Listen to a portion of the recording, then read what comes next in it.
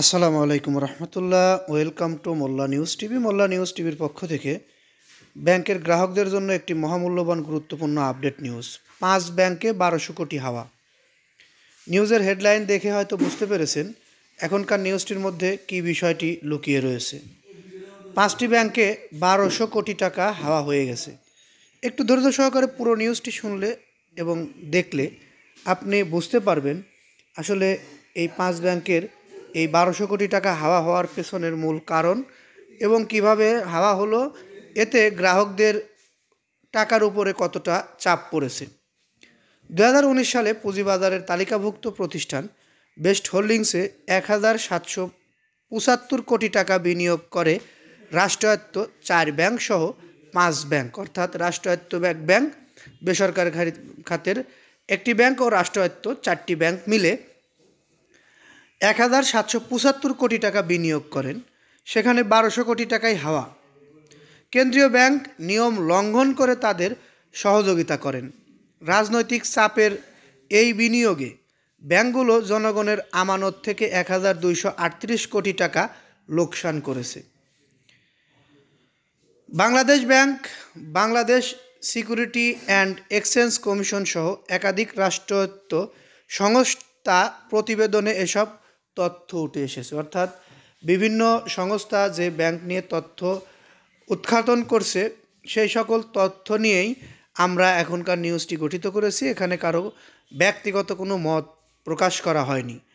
প্রতিবেদন অনুযায়ী বেস্ট হোল্ডিংসের রাষ্ট্রায়ত্ত সোনালী ব্যাংক 500 কোটি টাকা, জনতা ব্যাংক 500 কোটি টাকা, অগ্রণী ব্যাংক 375 কোটি টাকা, রূপালী ব্যাংক 300 কোটি টাকা ও বেসরকারি খাতের এনসিসি ব্যাংক বিনিয়োগ করে 100 কোটি টাকা। এসব অর্থ দিয়ে ব্যাংকগুলো মোট 27,30,77,000 শেয়ার ক্রয় করে।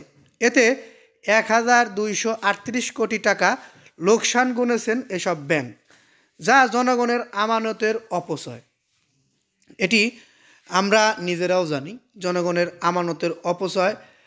কোনো আমানতকারী, অর্থাৎ আমাদের দেশের যারা আমানতকারী হিসেবে নিয়োগপ্রাপ্ত, তাদেরকে আমরা অনেক গুরুত্ব সহকারে দেখি। তাদের অনেক বড় দায়িত্ব। তারা যে আমানতের খেয়ানত করেছে এটির জন্য তাদের বিচার অবশ্যই হবে। তথ্য বলছে পদ্মা ব্যাংকের সাবেক চেয়ারম্যান ও আওয়ামী লীগ সরকারের সুবিধাভোগী নাসিব আরাফাত প্রভাব খাটিয়ে এসব বিনিয়োগ বের করে নিয়েছেন। ব্যাংকগুলো ক্ষতি জেনেও বেস্ট হোল্ডিংসে বিনিয়োগে বাধ্য হয়েছেন বলে জানিয়েছেন সংশ্লিষ্ট ব্যাংকগুলোর সূত্র। অর্থাৎ এখানে আপোষে দিতে চায়নি, কিন্তু রাজনৈতিক চাপ দিয়ে, রাজনৈতিক প্রভাব খাটিয়ে টাকাগুলো বিনিয়োগ করতে বাধ্য করেছে হোল্ডিংস কোম্পানি।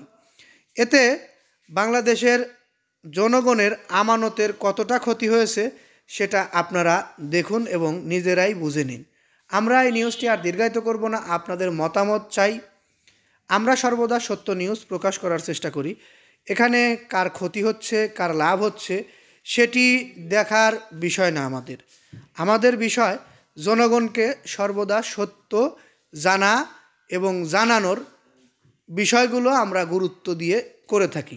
যাই হোক, পরবর্তীতে আমাদের থেকে এরকম গুরুত্বপূর্ণ নিউজ পেতে অবশ্যই চ্যানেলটি সাবস্ক্রাইব করে বেল বাটন অন করে রাখবেন।